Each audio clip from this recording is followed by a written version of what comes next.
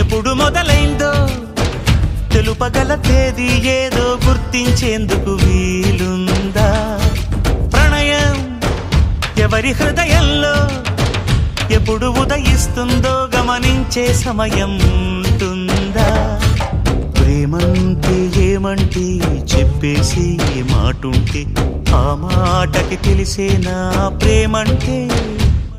అది చరితలు సైతం చదవని వైనం, కవితలు సైతం పలకని భావం, సరిగమలెరుగని మధురిమ ప్రేమంటే.